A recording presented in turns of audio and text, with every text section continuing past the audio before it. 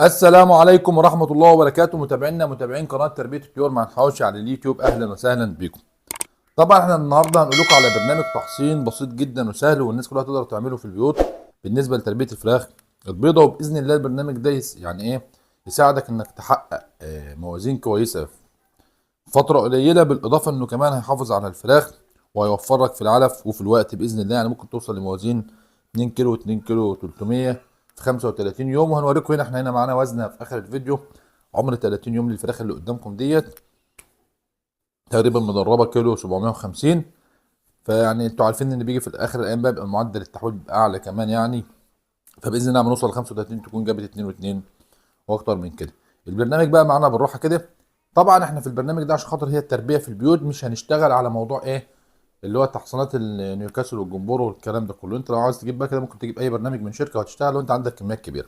والسبب ليه